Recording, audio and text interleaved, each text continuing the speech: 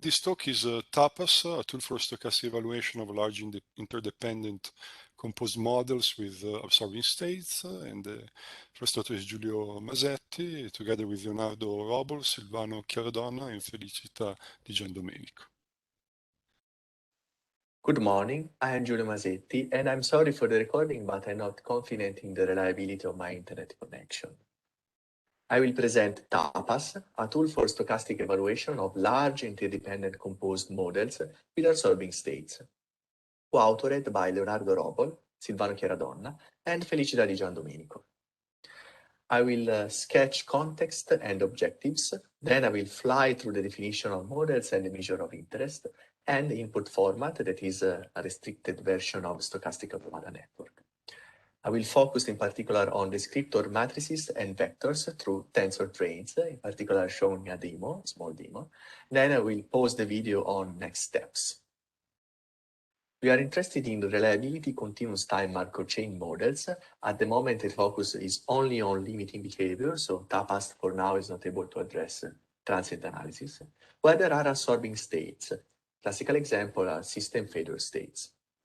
Also, we address large models where the system model comprises several synchronized submodels, each with a relatively small state space.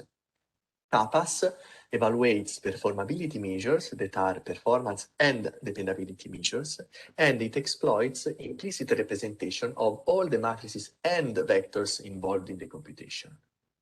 So consider the continuous time Markov chain X divided in transient states and absorbing states, where we ask that initial state is not one of those.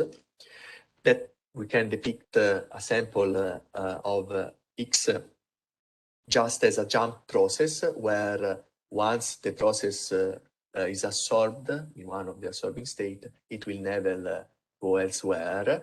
And we will call the time to absorption TAPAS, that is a random variable, of course.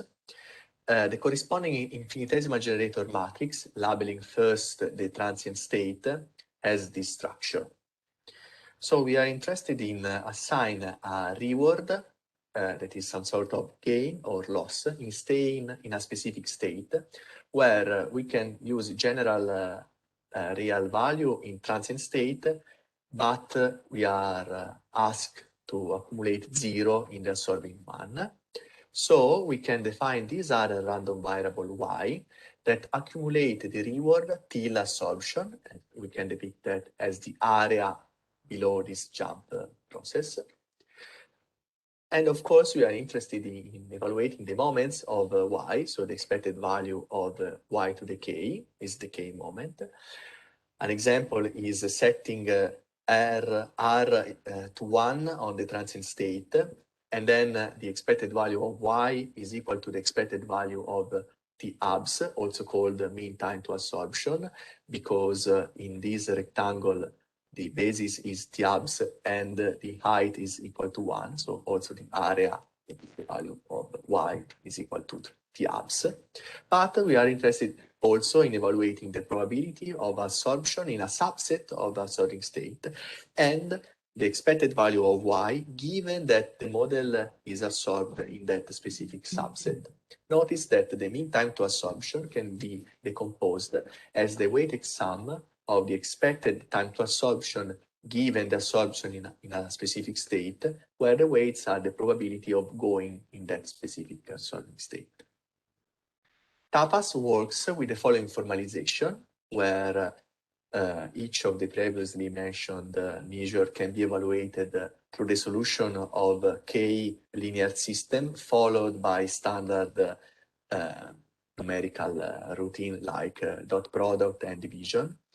But it is important to notice that if we define a shift matrix in such a way that we can avoid to list first all the transient state, meaning that we can solve this system with a matrix that is Q minus S instead of Q tau, then there is no need to distinguish transient from absorbing state in the labeling. And it is good because first we don't not to have to explore all the state space, and then we can resort to Kronecker algebra that impose its own labeling ordering, that is the lexicographical one.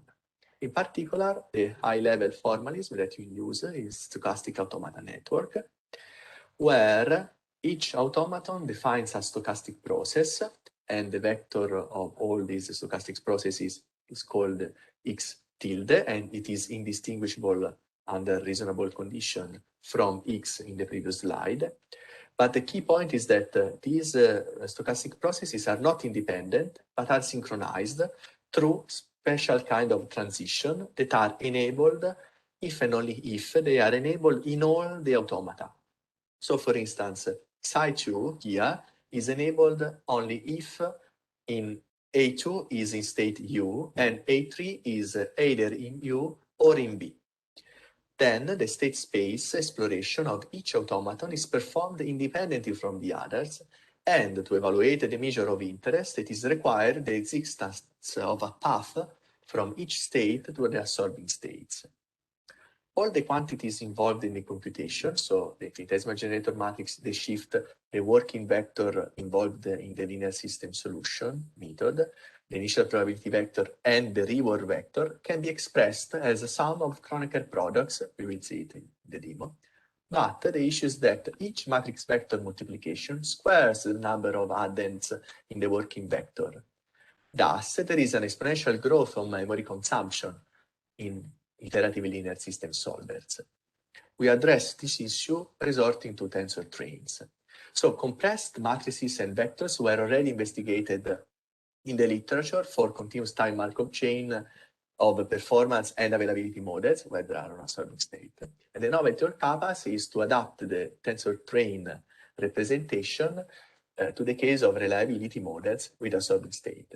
So a tensor train is just a way to represent a given tensor. In our case, this will be a matrix or a vector, as the product of 2 or 3 tensors called carriages that form the train.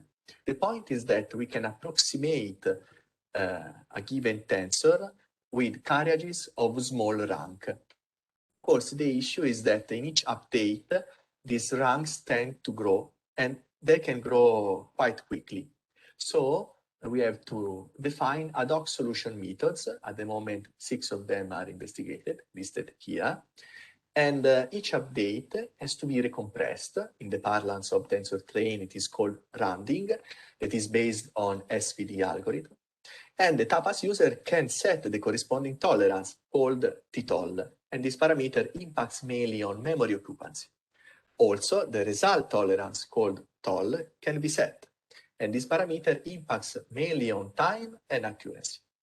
So switching to the demo, we can just, in MATLAB, load the tensor train toolbox, then our code, and we can switch to the examples folder. In this case, I have implemented the example shown in the slide, where we have 3 automata. After setting standard parameters and defining the stochastic automata network, first in the local part and then in the synchronization part, we can identify the absorbing states in the overall model, just stating the labeling of the absorbing state of interest in each automaton. And then we can define the initial probability vector and the reward vector as sum of Kronecker products. In this case, we are interested in the time to absorption, the example in the slide, and then the reward is just the Kronecker product of vectors of all 1 minus the Kronecker product of the vectors that are 1 only on the absorbing states. Then we can set the internal tolerance for the rounding and the result tolerance and the method of interest, in this case GEMRES, and run the computation. At the end, we will have the value of the measure of interest and the time required to compute them. We can also consider larger model. In the previous case, we have just 3 automaton, copying and pasting several times the first automaton. And we can specify how many times. In this case, there are 15 automata, and run the computation that is quite quick, about 1 second and 1.4 seconds. The point is that if we change the method and we use an explicit one, so the one of those that explore all the state space, we encounter troubles with respect to the memory, because if I launch it, and I can show you on my computer that has 40 gigabyte of RAM, we see that the memory grows really quickly, and soon the computation will become infeasible. So before my laptop crashes, I can stop the evaluation. Then switching to the presentation, these are the next step, and I will thank you. And if you have any question, I will be more than happy to answer to them. Thanks. So thank you very much. We have time for questions. I see on Slack now, and I don't see questions there. So maybe I have a question about the implementation of the tool, Giulio. So this tool is a MATLAB tool, right? Yes. And MATLAB has native support for GPU arrays. You can do linear algebra on GPU directly. Is this something you have considered in the implementation? Well, at the beginning, we just realized that it would be possible, and in the future, I think we will explore this possibility.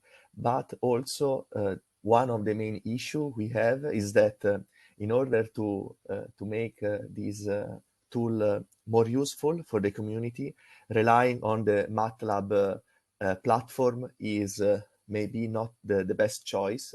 So we also are thinking about how to make this tool a standalone tool. And then at that point, we will have the freedom to choose solvers and other things as we like. So yes, in this moment, we are considering this kind of question. So thank you.